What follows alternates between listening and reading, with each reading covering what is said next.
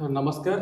आम आज पहुँचीचु जाजपुर चंडीखोल निकटवर्ती खंडियाबंधी ग्राम महाप्रभु श्री जगन्नाथ मंदिर आम गहन अच्छा मंदिर कमिटर जड़े सक्रिय सदस्य।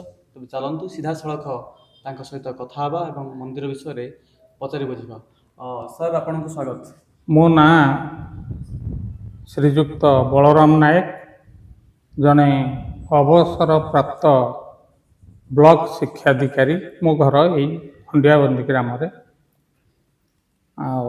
उक्त मंदिरटी प्रचेष्टा जड़े मुख्य लोक आमर अच्छा एवं अन्य मानक आम ग्रामवासी सब जो पड़िशा मान अच्छा जो माने समस्त सहयोग मंदिरटी 2022 मसीहा माघ सप्तमी शुभ दि जाता। वर्तमान मंदिर काम संपूर्ण प्राय सरीगला।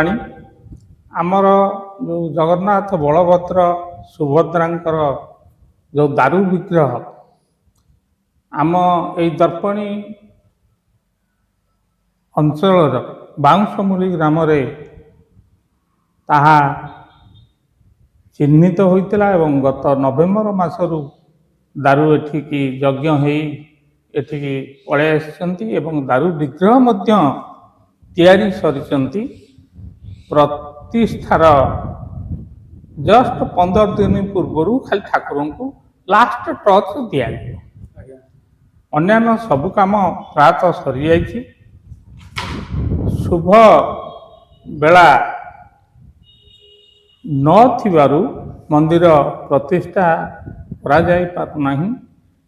प्रायतः जगन्नाथंकर इच्छा आसंता 2027 जानुआरी रे प्रतिष्ठा हब बोली आमे आशा करू, किंतु जहाँ भगवान इच्छा प्रभु जगन्नाथ इच्छा ताहा ही। सर कौन कहे ये जो मंदिर बर्तमान शेष पर्यायर पहुंची आर जो प्रथम आपण मन भर आंदोलित था कि जगन्नाथ मंदिर तैयारी करवा केमिति कोन माने मन को आस्तिला?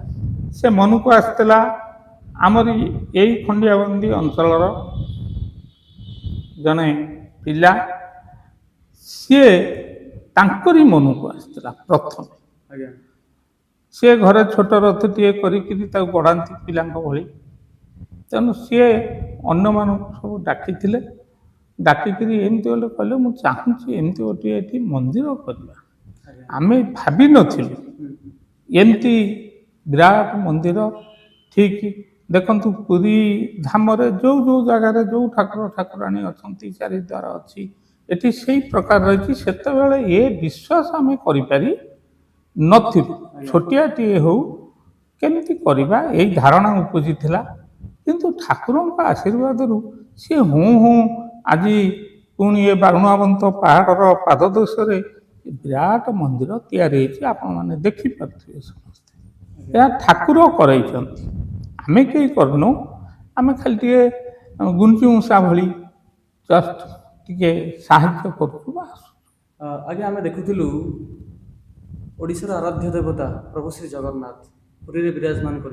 आज्ञा श्रीमंदिर प्रतिरूप जदि कहवा ए मंदिर आज्ञा किंतु श्रीमंदिर जो नीतिकांति होउछि से ताहार किछि नीतिकांति संपूर्ण नीतिकांति न होई पारे आपण भाबुछंती के भली भाव नीतिकांति एठी हेई परियो बोली? संपूर्ण न होई पारले भी जते दूर संभव जेमती प्रत्येक दिन अबड़ा बाहरिबा पूजा हबा यह करी बोली आमे स्थिर करू।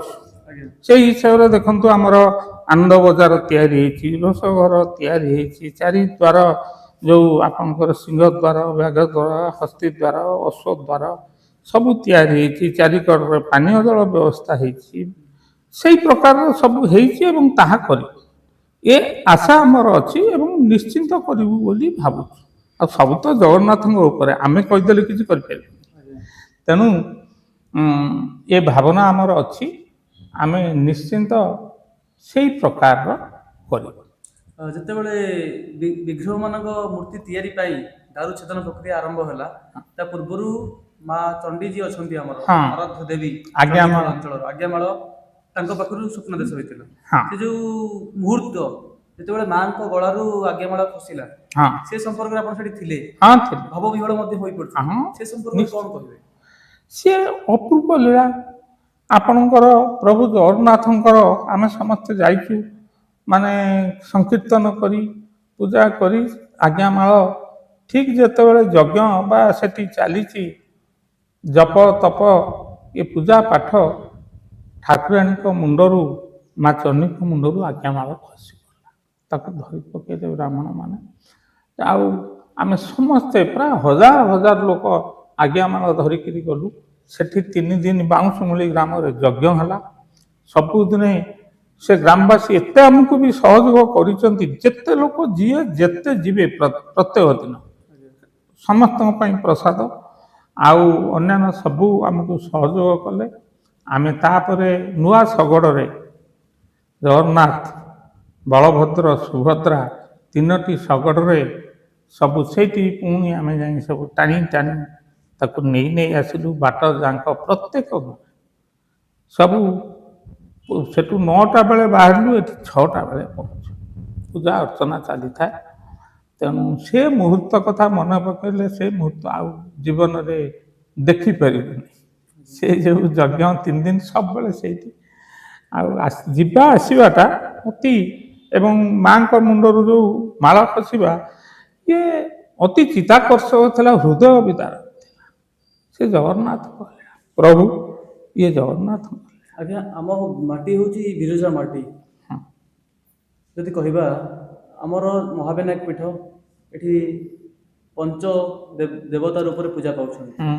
ତାଙ୍କ ସହିତ ଜଗାର ଦର୍ଶନ ବା ଜଗାର ଆବିର୍ଭାବ ଯଦି କହିବା, ଇଏ କେମିତି ଦେଖୁଛନ୍ତି? ଇଏ ହେଉଛି ହରି ହରଙ୍କର ମିଳନ। ମହାବିନାୟକ ଓଡ଼ିଶାର ଗୋଟିଏ ପ୍ରସିଦ୍ଧ ଶୈବପୀଠ।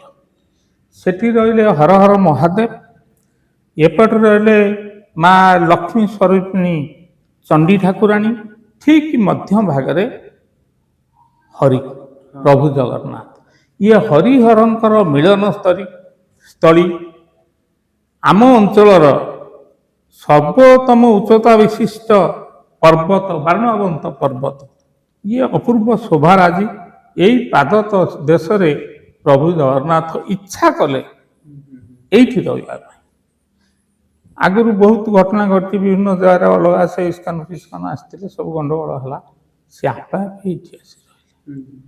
ତେଣୁ ଇଏ ହରିହରଙ୍କ ମିଳନସ୍ଥଳୀ, ଏ ପବିତ୍ର ସ୍ଥଳୀ। ଆଉ ଏବେ ବି ପ୍ରତିଷ୍ଠା କେତେ ଦିନ ଅଛି? ପ୍ରତ୍ୟେକ ଦିନ 500 1000 ଲୋକ, ରଜ ଦିନ 10,000 ଲୋକ, ରଜ ସଂକ୍ରାନ୍ତିରେ ପ୍ରତି ସଂକ୍ରାନ୍ତିରେ ଭର୍ତ୍ତି ହେଉଛନ୍ତି ଲୋକ ଏ ଭବ୍ୟ ମନ୍ଦିରକୁ ଦେଖିକିରି। ଆଉ ଯେତେବେଳେ ଆସୁଛନ୍ତି କ'ଣ ପହଡ଼ ପଡ଼ିଛି, ମୁଁ କହୁଛି ନାଇଁ ପ୍ରତିଷ୍ଠା ହେଇନାହାନ୍ତି। ତେଣୁ ଏବେଠାରୁ ଏତେ ଲୋକ ହେଲେଣି। ଆମର ପ୍ରତିଷ୍ଠା ପରେ ପ୍ରତ୍ୟେକ ଦିନ ଏଠି ବିବାହ ପାଇଁ ଏବଂ ଅବଢ଼ା ପ୍ରତ୍ୟେକ ଦିନ ହେବ। ନିକଟସ୍ଥ 50-100 ଖଣ୍ଡ ମୌଜାର ଲୋକମାନେ ସବୁ ଆସି, ବିଭିନ୍ନ ବନ୍ଧୁବାନ୍ଧବ ଆସିଲେ, ଆମେ ସବୁ ଧାନ ଗୋଟେଇବାକୁ ଗାଁକୁ ଯାଉ। ଏ ବର୍ଷ 46 ଗାଁକୁ ଆମେ ଯାଇଥିଲୁ ଧାନ ଗୋଟେଇବାକୁ। ମାଗୁଣି କରି କିଏ ଗଉଣିଏ, କିଏ ପାଇ, କିଏ ବସ୍ତାଏ ସବୁ ଦିଅନ୍ତି। ଆମେ ଏଠିକି ଆଣିଥିଲୁ ଏଇ ପ୍ରତିଷ୍ଠାରେ ଲାଗିବ ବୋଲି। ପ୍ରତିଷ୍ଠା ଟିକେ ଘୁଞ୍ଚିଗଲା। ସେ କୁହନ୍ତି ଏଥର ଯେ ଆମର ଯିଏ ସବୁ ସାଡ଼ୁ ଯାଜପୁର ଟାଉନ, ଯାଜପୁର ବନ୍ଧୁବାନ୍ଧବ ଆସିବେ, ବନ୍ଧୁବାନ୍ଧବ ବେଶୀ ଇଚ୍ଛୁକ ହେବେ ଅବଢ଼ା ପାଇଁ। ଆମେ ଯାଇ ଅବଢ଼ା ସେଇଠୁ ନେଇ ଆସିବୁ। ଘରେ ସମସ୍ତେ ସବୁଆଡ଼େ ଯେଉଁ ଆଇଁଷ ଫାଇଁଷ ଖାଉଛନ୍ତି ସବୁଠୁ, କିନ୍ତୁ ଅବଢ଼ାଟିଏ ପାଇଁ ଏ କୋଟି କୋଟି ଓଡ଼ିଆ ଭାରି ବ୍ୟାକୁଳ। ତେଣୁ ସେଇ ସୁଯୋଗଟି ଆମେ ଦେବୁ ଏଇଠି। ଏ କଥା ଆମର କମିଟିରେ ସ୍ଥିର ହୋଇଛି। ସାର୍ ଆମର ଗୋଟେ କମିଟି ଅଛି, ଆଜ୍ଞା। ଯେଉଁମାନେ ଚାହିଁବେ ମଧ୍ୟ ଆଜୀବନ ସଦସ୍ୟ ରହିପାରିବେ ମନ୍ଦିରରେ।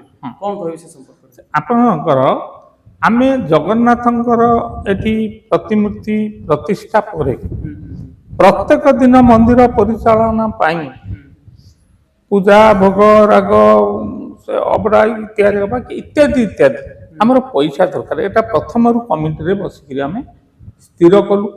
ଯଦି ସେଥିପାଇଁ ଗୋଟେ ଚିନ୍ତା କଲୁ ଆଜୀବନ ସଦସ୍ୟ ଯେଉଁମାନେ ହେବେ ଏ ମନ୍ଦିରର, ଜଣେ ଲୋକ 11,111 ଟଙ୍କା ଦେଲେ ଆମର ଗୋଟେ ବଡ଼ ପୋଥି ତିଆରି ହେଇଛି। ତାଙ୍କର ସବୁ ନାଁ, ଗାଁ, ଗୋତ୍ର, ବାପା ନାଁ, ଠିକଣା ସବୁ ରହିବ। ସେ ଆଜୀବନ ସଦସ୍ୟ ହେବେ। ଆମେ ଚିନ୍ତା କରୁ ଯଦି 1000 ଜଣ ଆଜୀବନ ସଦସ୍ୟ ହେଇଯିବେ, ତାହେଲେ ପୁରୁଷ ଧରି ଜଗନ୍ନାଥଙ୍କର ଏ ମନ୍ଦିର ସେମିତି ପରିଚାଳନା ହେଉଥିବ, ଆଉ ପଇସାର ଆବଶ୍ୟକ ପଡ଼ିବ ନାହିଁ। ବର୍ତ୍ତମାନ ସୁଦ୍ଧା ଆମର 600ରୁ 700 ସେ ମେମ୍ବର ହେଇଗଲେଣି। ସେ ପଇସାର ଟଙ୍କାଟିଏ ହାତ ମରା ହଉ ନାହିଁ।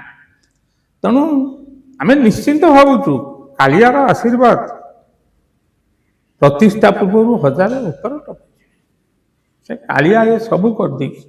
ଆମେ କିଛି ଏଥିରୁ ଏ କବାଟ ଖଣ୍ଡେ ଆମେ ଲଗେଇ ପାରିବା ଲୋକ ନୁହଁ। ତେଣୁ ଏଇ ବ୍ୟବସ୍ଥା କରୁଛୁ। ସାର୍ ଆପଣ କହୁଥିଲେ ଆଜୀବନ ସଦସ୍ୟ ହେବା ପାଇଁ, ଆଜ୍ଞା, ଏଇ ଯୋଉ ସଦସ୍ୟ ହେବେ ଏଇଟା କ'ଣ ଖାଲି ଆପଣଙ୍କ ଅଞ୍ଚଳ ଲୋକ ହେଇପାରିବେ ନା ଓଡ଼ିଶା ସାରା ଯୋଉଠି ଓଡ଼ିଶା ସାରା, ଆମର ତ ଓଡ଼ିଶା ସାରା ବାହାରେ ଅଛନ୍ତି, ଦିଲ୍ଲୀର ଲୋକ ବି ଆଜୀବନ ସଦସ୍ୟ ହେଇଛି। ଆଜ୍ଞା ଆମେ ପ୍ରଥମେ ଯେଉଁ କମିଟି ସଦସ୍ୟ, ଆମେ ଆମର ବନ୍ଧୁବାନ୍ଧବ ୟାଙ୍କୁ ସବୁ କହିଲୁ, ସେମାନେ କହିଲେ ଯୋଉଠୁ ଓଡ଼ିଶାରୁ ଯିଏ ଆସନ୍ତୁ ଆଜୀବନ ସଦସ୍ୟ ହେଇପାରିବେ। ସାର୍ ଯଦି ଆମେ କହିବା ଓଡ଼ିଶାର ଅନେକ ଜାଗାରେ ମହାପ୍ରଭୁଙ୍କର ଜଗନ୍ନାଥ ମନ୍ଦିର ଅଛି, ଆଜ୍ଞା, କିନ୍ତୁ ଆପଣଙ୍କ ଏଇ ଯୋଉ ଜଗନ୍ନାଥ ମନ୍ଦିର ଖଣ୍ଡିଆ ବନ୍ଧରେ ଅଛି, କ'ଣ ବିଶେଷତ୍ୱ ଦେଖୁଛନ୍ତି ଅନ୍ୟ ମନ୍ଦିର ଆଉ ଏଇ ମନ୍ଦିର ଭିତରେ? ବିଶେଷତ୍ୱ ଗୋଟିଏ ଦେଖୁଛୁ ଯେ ଆମର ଯେଉଁ ଧାମ, ପୁରୀ ଧାମ, ଆଜ୍ଞା ତାର ଏରିଆ ବହୁତ ବଡ଼, ଆମର ଛୋଟ ଜାଗା। ଯଥାସମ୍ଭବ ଆମେ ଚେଷ୍ଟା କରୁଛୁ ଯୋଉଠି ଯେଉଁ ମୂର୍ତ୍ତି, ଯେଉଁ ଠାକୁର, ଯେଉଁ ଠାକୁରାଣୀ ରହିବେ, ସେଇଆ ଆମେ କରି କରି ଚାଲିଛୁ। ଏଇଟା ଅନ୍ୟମାନଙ୍କ ତୁଳନାରେ ଟିକେ ଭିନ୍ନ ଆମ ପାଖରେ ଅଛି। ମୁଁ ଏଇଆ ଅନୁଭବ କରେ। ଆଉ ସବୁ ତ ଯେମିତି ସେଇ ପ୍ରକାରର କରୁଛୁ। ଆଉ ସାର୍ ଶେଷରେ ଭକ୍ତମାନଙ୍କୁ ଆପଣ କ'ଣ କହିବେ?